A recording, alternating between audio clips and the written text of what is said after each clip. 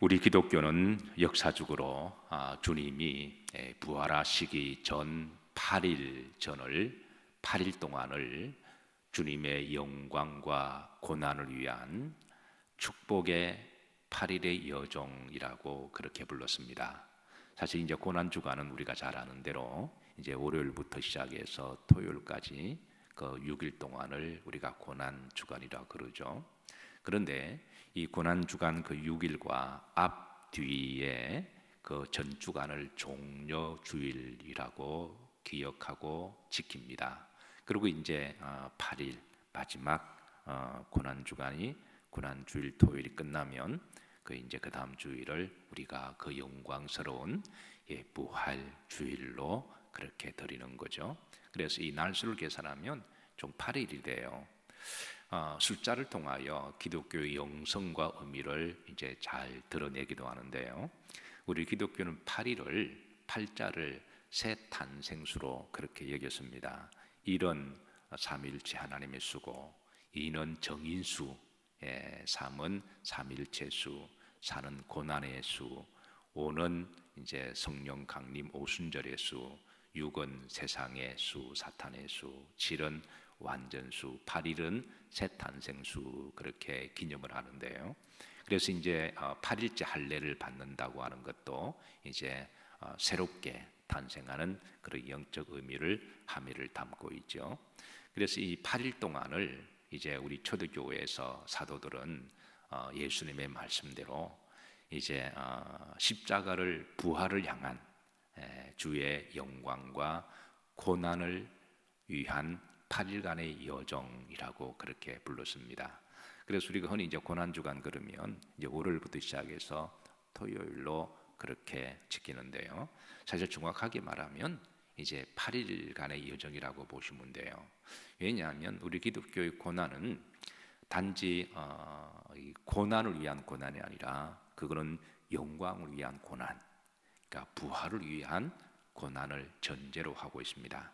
그래서 고난만 강조하는 불교 종교라든가 티벳의 또 인도의 이 고난만 강조하는 그런 종교와 차원이 다른 것은 우리 기독교는 고난 자체가 목적이 아니라 이제 부활을 위한 고난이요, 또 영생을 위한 고난이요, 또 천국을 위한 그런 이제 고난을 함의를 하고 있어서 그래서 부활을 위한 고난의 여정이다. 그렇게 우리는 이제 기억하고 기념하는 것이죠. 그리고 이제 이 고난 주간을 시작하는 첫날이 이제 흔히 종려주일로 지킵니다. 그래서 종려주일에 또 다른 영적인 의미가 있다면 오늘 주님께서 마태복음 21장 1절부터 11절까지 예루살렘으로 입성하실 때에 어떤 모습으로 입성하시느냐? 만왕의 왕으로서, 메시아로서, 구원자로서 자기를 드러내시고 선포하시면서 입성하시기에 그래서 이 종려주일을 또 다른 말로 영광을 위한 왕의 예루살렘 입성이다 그렇게 부르기도 하죠. 그래서 오늘 이제 고난주간을 시작하는 이제 첫날에 종려주일이라는 또 실제로 주님이 주일날 이 행적을 행하셨습니다. 주님의 행적을 우리가 8일 동안에 이제 날마다 에브리데이 새벽마다 이렇게 쭉 추적하면서 우리가 함께 은혜를 나눌 텐데요. 그래서 이제 오늘 말씀을 부제로 따라서 하십니다. 영광과 승리의 입성이라고 하는 고난과 어떻게 보면 정반대되는 개념이죠. 고난은 글자 그대로 우리가 이제 고통스럽고 아픔과 슬픔을 그렇게 보내는 한 주간이라고 한다면, 그런데 흥미로운 것은 전주 시작과 마침은 영광과 부활로 마친다고 하는 거예요. 바로 여기에 십자가의 신비가 있고 은혜가 있습니다. 그래서 이 예수님의 이 고난에 동참한다라고 하는 것은 우리가 단지 이 고난만 의미하는 게 아니라 주님이 함께 우리에게 보여주셨던 영광과 부활로 가는 여정이다. 그렇게 우리에게 가르쳐 주시는 바 이 종려주일과 고난과 부활의 그 영광과 은혜가 주의 복음을 알고 믿고 따르는 모든 성도들에게 함께 하시기를, 특별히 주의 피로 값주고 사신 우리 영일교회 모든 성도들에게 함께 하시기를 기도하고 축복합니다. 여러분, 강단 십자가를 한번 보시죠. 강단 십자가에 이렇게 휘장이 이렇게 휘감고 있습니다. 휘장을 감고 있는 강단 절기 색깔은 뭐죠? 보라색이죠. 이미 아시는 분도 계시겠습니다만은 우리 기독교는 이제 절기마다 휘장의 컬러가 다 다릅니다. 그래서 그 컬러가 흰색, 빨간색, 그리고 초록색, 그린 컬러, 그리고 이제 이 보라색, 요 네 가지를 이렇게 이제 돌아가면서 절기마다 그렇게 걸어두는데요. 십자가의 보라색 휘장을 절기를 걸어둔 교회가, 한국 교회가 사실 그렇게 많지 않아요. 여러분들이 다른 교회를 한번 우연삼 한번 쭉 다니다 보시면 뭐 결혼식 때도 교회 사기도 하고 하시니까 십자가에 이렇게 보라색을 걸어둔 교회가 그리 많지가 않아서 어떤 분들은 조금 생소하게 여기는 분들이 계실 거예요. 저도 1994년도에 이제 미국에 유학 갔을 때에 그 전까지만 하더라도 한국 강단에서도 십자가에 보라색을 걸어두는 교회를 제가 본 적이 한 번도 없습니다. 저도 본 적도 없었고, 그래서 이제 미국에서 공부하고 목회를 하다가 어느 날 연합 예배가 있어서 한 UMC 교회에 갔더니 그때 사순절이었어요. 그 십자가에 저 휘장을 이렇게 보라색을 걸어두어서 처음 보는 것이었고 처음에는 생소했고 좀 낯설기도 했습니다. 그래서 그때 이제 예배를 드리면서 자꾸 십자가에 눈이 가요. 왜 걸어두었을까? 그래서 강단의 절기 색깔은 뭐 잘 알고 있기 때문에, 그래서 왜 걸어두었을까? 그게 이제 그 예배 시간 내내 제 마음속에 울림이 되었습니다. 그래서 예배를 드리면서 이제 저는 목사니까 이 보라색 그러면 두 가지 영적 메시지가 있죠. 그게 보라색 그러면 고난이라고 하는 의미가 있고, 그리고 영광이라고 하는 의미가 있습니다. 그래서 이 사순절 기간에 그 예수님의 고난을 우리가 기억하고 묵상하고 동참하면서, 그러나 이제 그 십자가 안에는 부활의 영광이 있는 거죠. 그래서 뭐 목회자라면 다 그 정도의 의미를 알고 있으니까, 그래서 이제 그거를 예배 내내 제 속에 울림이 있고 기도하고 되새기면서 십자가로 눈이 가요, 눈이 가, 그러면서 볼 때마다 은근히 은혜가 되는 거 있죠. 그래서 그 속에서 제가 1시간 예배 드리면서 제가 큰 은혜를 받았습니다. 큰 은혜를 받고 우리 교회도 그래야 되겠다. 그래서 미국에서는 UMC 교회가 대부분 교회가 이렇게 휘장을 걸어둬요. 그래서 그 상징이 주는, 심볼이 주는 영적 메시지가 있고 은혜가 있잖아요. 그래서 우리 기독교가 중요한 심볼은 우리가 다시 회복할 필요가 있습니다. 종교개혁을 하면서 종교개혁가들이 여러 부분의 개혁을 잘했는데 후세에 안타까운 것은 개혁가들이 이제 캐톨릭이 싫다고 해서 어떤 영성 있는 심볼은 다 버리고 나왔거든요. 옷을 다 벗고 나오니까 나중에는 영적으로 자기를 드러낼 수 있는 옷이 사라져 버린 거예요.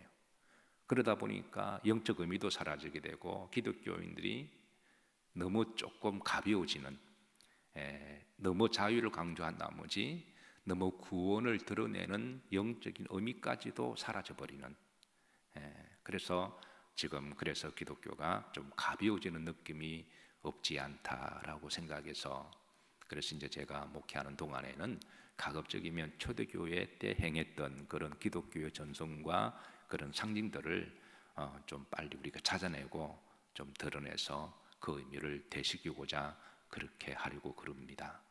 그래서 이제 우리 교회도 십자가 휘장을 이제 걸어두어서 사순절을 보내고 있는데요. 다시 한번 십자가를 한번 바라보시죠. 저를 보지 마시고 사순절 기간에 십자가에 걸어두으셨던 그 예수 그리스도의 고난과 영광을 상징하는 이 십자가로, 오늘 장로님들의 특송이 십자가로 가까이라고 그랬잖아요. 그래서 더 십자가 영성으로 여러분 깊이 들어가시고 또 십자가의 그 안에 두 얼굴 고난과 부활과 영광의 신비와 믿음이 주님을 신실하게 따르고자 하는 이들에게 은혜가 있으시기를 주의 이름으로 축복합니다. 종려주일에 많은 무리들이 주님이 예루살렘으로 입성하실 때에 이제 종려나무 가지를 꺾어서 주단을 깔아 주었습니다. 이 종려나무는 이제 다마르라고 하는 나무죠. 제가 이제 가끔 강조합니다만은 요즘 말로 정확하게 번역하면 대추 야자 나무다 말씀드렸습니다.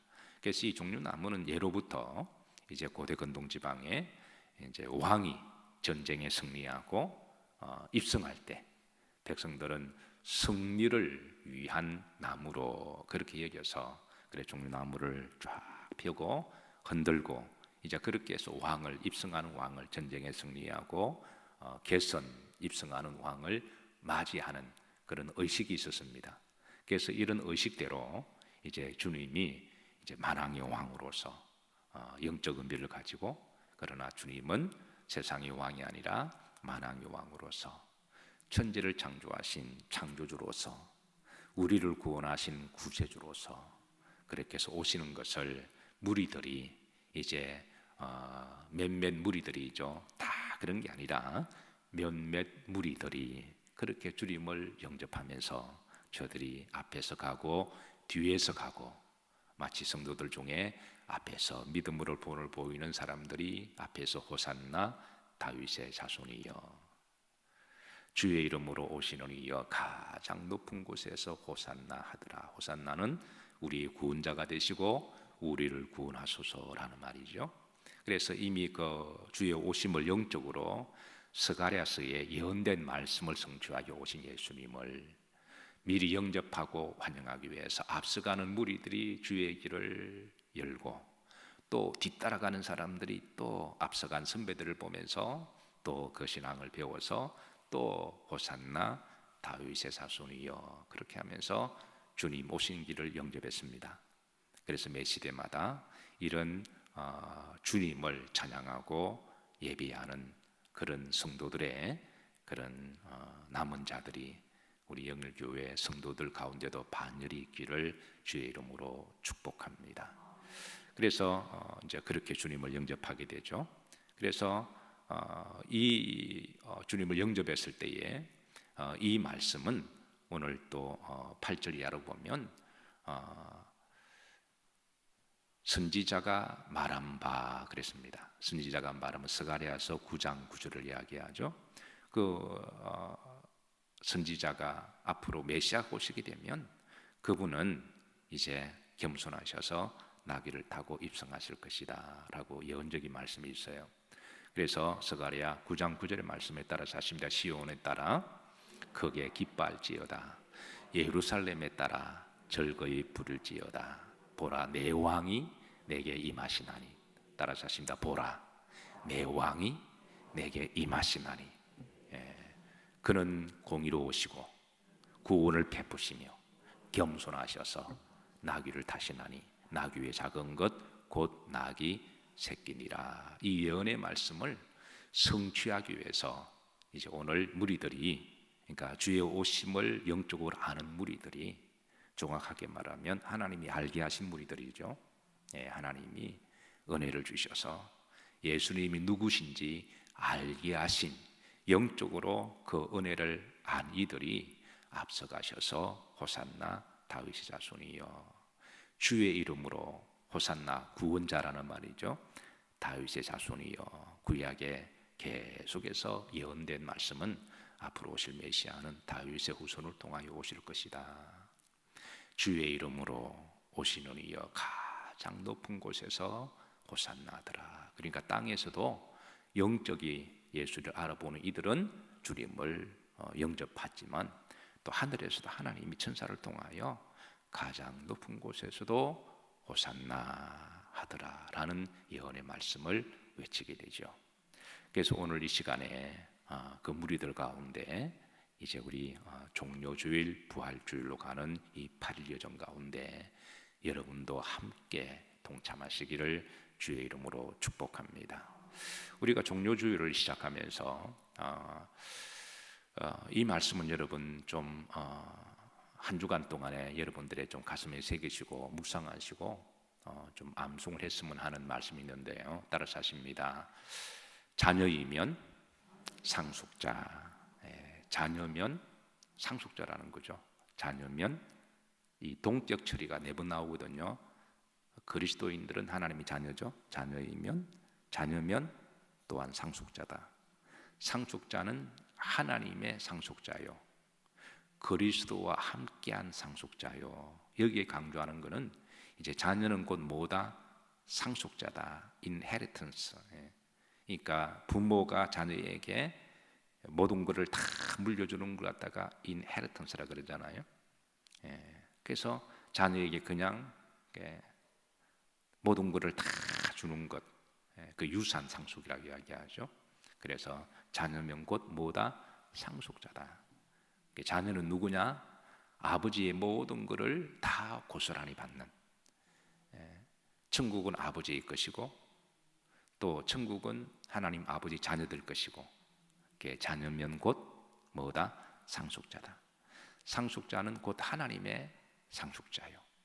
그리고 이제 그 다음에 그리스도와 함께 한 상속자다. 그러니까 그리스도와 함께라는 말이 3번 강조됩니다. 로마서 8장 17절과 18절에 보면요. 그래서 그 다음에 보시면 그리스도와 함께, 따라서 그리스도와 함께 영광을 받기 위하여 그리스도와 함께 고난을 받는 것이 마땅하니라. 여기 함께라는 말을 강조하고 있습니다. 그러니까 자녀는 상속자인데, 상속자는 하나님의 상속자인데, 하나님의 상속자는 그리스도와 함께 하는 자에게 줄 상속자라는 거죠. 그러면 그리스도께서 행하셨던 고난을 함께 받는 자가 그리스도와 함께 영광을 받는 것이 그게 옳은 일이고 상식적으로 마땅하다라는 것이죠. 영광은 받기를 원하면서 고난에 동참하지 않는다. 이거는 이제 사실 성립이 안 되는 겁니다. 그래서 우리가 천국의 영광, 부활의 영광을 받기 위하여 이 고난에 함께 동참하는 것, 그건 마땅한 일이고 신앙의 옳은 일이다. 만약에 내가 영광과 축복만 받기를 원하고 고난에 동참하지 않겠다, 열매만 따박따박 먹겠다, 그런 무당들이 바라는 기복적인 신앙과 똑같은 것인 거죠. 그러니까 기독교의 그 수준 높은 그 영성을 세상의 잡종교들과 같이 이렇게 수준을 낮추게 만드는 것, 그게 바로 이제 기복적인 신앙이고 우리 기독교의 질을 낮추게 만드는, 오늘 세상으로부터 우리 기독교가 다소 욕을 듣는 것은 교회가, 교인들이 세상 사람들에 비해서 어떤 고난을 동참하고 또 인격적으로 신앙을 헌신하고 섬기는 모습이 점점 사라지고 그냥 축복만, 상급만, 이것만 너무 강조한 나머지 세상 사람들이 볼 때 그러면 당신과 우리는 다를 바가 뭐냐라고 그렇게 이제 어드바이스를 던지고 있는 거죠. 물론 이제 일부는 그러지만 대부분의 정말 신실한 그리스도인들은 자기 삶 현장에서 또 주의 고난과 겸손을 섬기며 살아가는 이들이 많이 계십니다.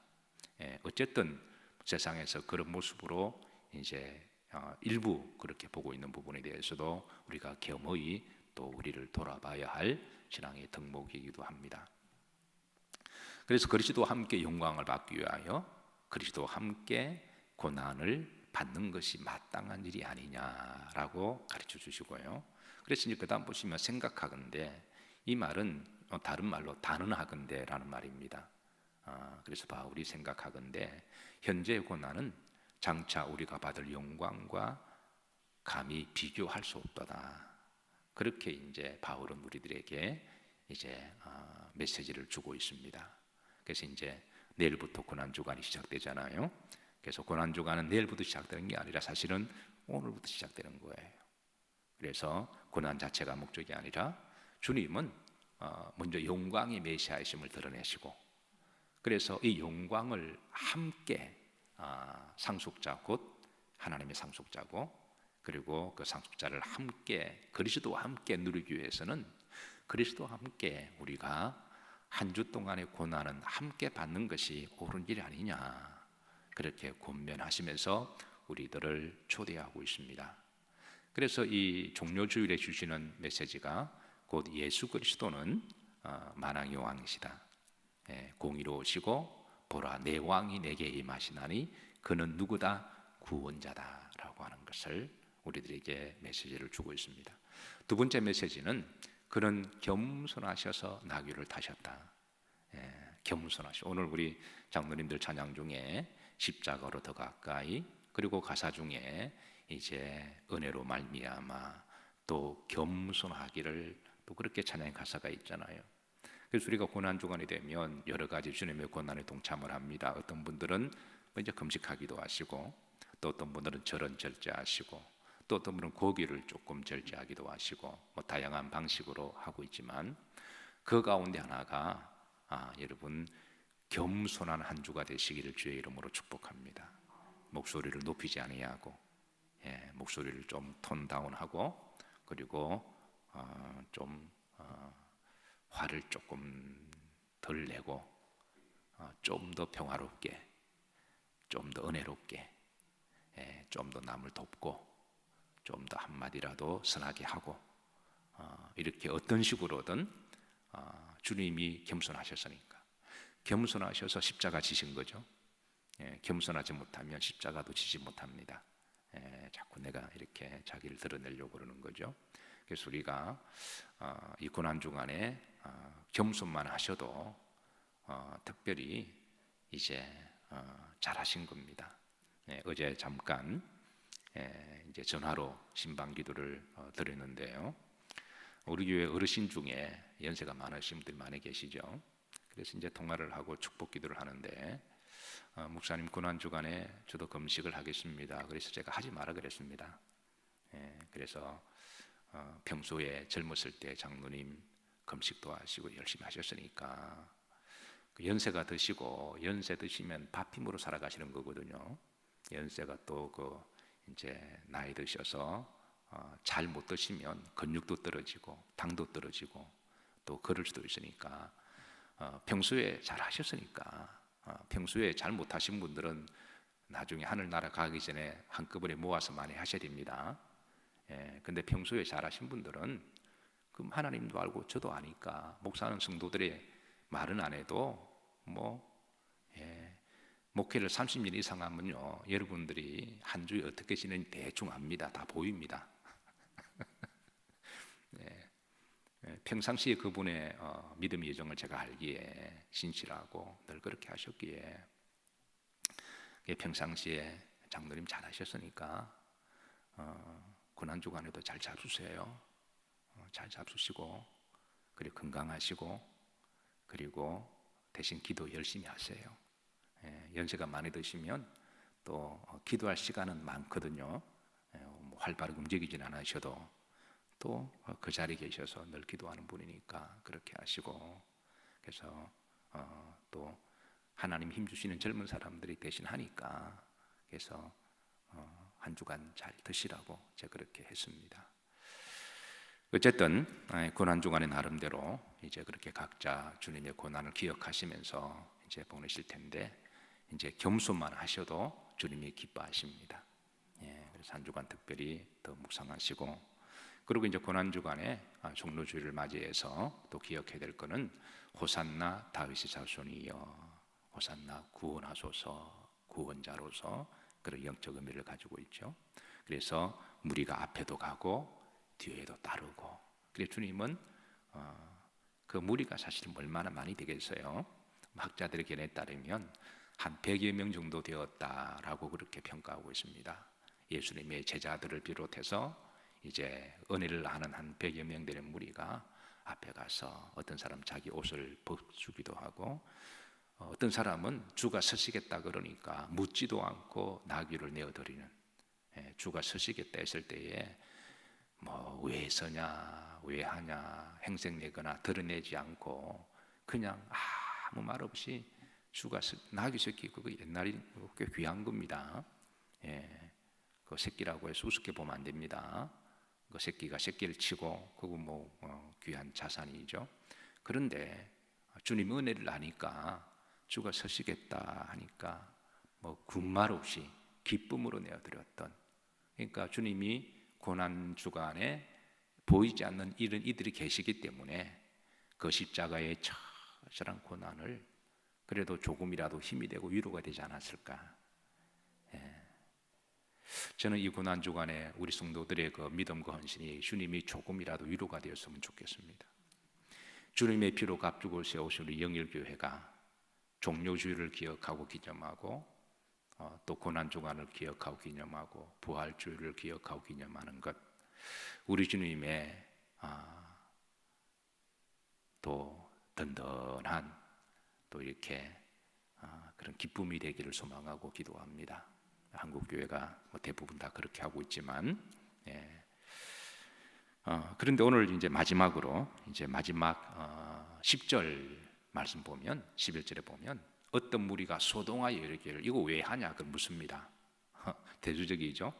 9절 보면 어떤 무리들은 뒤에서 가고 앞에서 가고 자기 옷이라도 벗어서 주님 가는 길을 주단을 깔아드리고, 어떤 사람은 종려나무 가지를 깔고 흔들고 각자 믿음으로 표현하는 거예요. 어떤 사람은 종려나무를 가져오고 어떤 사람은 나귀를 드리고 어떤 사람은 자기 옷을 벗으면은 유대인들은 이 겉옷 벗으면 이게 이제 안에 속옷만 남는 거잖아요. 그런데 그 본인이 믿음이에요. 내가 좀 부끄럽고 수치스러워도 주에 가는 길이라면 내가 이렇게 깔아드리고, 나귀 같은 경우는 자기 등을 내어드린 거죠. 어린 나귀 새끼는 한 번도 사람이 타보지 않는 그 나귀 새끼니까 그 나귀 새끼 입장에서 보면은 얼마나 힘들까요? 얼마나, 예수님도 다 큰 성체시의 몸이니까. 어쨌든 각자 믿음으로 우리가 신앙생활은 각자 믿음으로 주님과 함께 동행하는 겁니다. 믿음이 적으면 적은 만큼 동행하는 거고, 그 사랑이 많고 크면 큰 만큼 각자 믿음으로 동행하는 거죠. 그리고 심판은 누가 하신다? 이제 하나님이 이제 각자 이제 알아서 하시는 거죠. 어쨌든 각자 믿음으로 우리가 이제 믿음 생활을 해 나가는데요. 그래서 10절에 보면 어떤 무리는 소동하, 이 부정적인 용어거든요. 이거 왜 하냐라는 거예요. 왜 쓸데없이 그 시끄럽게 왜 소동하여 왜 시끄럽게 호산나 하냐는 거죠. 왜 그렇게 옷을 벗고 용서하시고 들어서요. 왜 지랄 법석을 떠냐는 거죠. 지금 뭐 하냐는 거죠. 가끔 교회에서 막 그러니까 붕이하고 기도 크게 하면 지나가서 왜 뭐 하냐라고 하는 거 똑같은 거죠. 왜 굳이 그렇게 해야 되냐? 왜 그렇게 하냐? 그러니까 11절에 어떤 무리가 여기에 대해 설명을 해줍니다. 왜 하냐면 그러면서, 그러니까 왜 하냐고 이렇게 핀잔 주고 이렇게 왜 자는 것도 피곤한데 새벽에 왜 새벽기도 가냐? 애들이 엄마 아빠가 가면 그렇게 하죠. 왜 가냐고, 왜 가냐고, 밥이나 주지. 왜 교회 가서 헌신하냐고. 그건 몰라서 그런 겁니다, 사실은. 10절에 보면 왜 쓸데없이 소동하냐? 그건 몰라서 그렇게 하는 거예요. 오늘 시대도 모르는 사람들은 종료주의를 안 드립니다. 영적 의미를 모르는 사람은 고난주간 그건 전혀 개의치 않습니다. 부활주일 별로 기대도 안 합니다. 평일날과 똑같이 그렇게 생각하는 거죠. 그러나 아는 사람들은 그냥 보낼 수가 없는 거죠. 그 깊이만큼이나 예수님을 우리가 그냥 세상 사람들처럼 그렇게 맞이할 수 없는 거죠. 주님이 누군지 아는 이들만, 깊이 아는 자들은 영혼 깊은 곳에서 영혼의 눈물과 감동으로 주님을 맞이할 테고, 그렇지 않는 사람은 너나 나나 부처나 석가나 비슷하게 볼 터이고, 그러나 아는 사람들은 다르다라는 거예요. 그래서 이 종료주일을 우리 영일교회가 준비하면서 주님이 부활하시는 날까지 8일 동안에 우리 초대교회 사도들은 영광을 위한 주와 함께 가는 고난의 여정이었다. 이 8일 동안의 여정이 오늘 주님을 뜨겁게 사랑하는 우리 성도들의 각자의 개인의 고백이 되시고 또 거룩한 한 주가 되시기를 주의 이름으로 기도하고 축복합니다. 마지막 말씀 따라하고 마칩니다. 자녀이면 또한 상속자, 하나님의 상속자요 그리스도와 함께한 상속자니 그리스도와 함께 영광을 받기 위하여 그리스도와 함께 고난을 받는 것이 마땅한 일이니라. 단언하건대 현재의 고난은 장차 우리가 받을 영광과 좋기 말할 수 없도다. 비교할 수 없도다.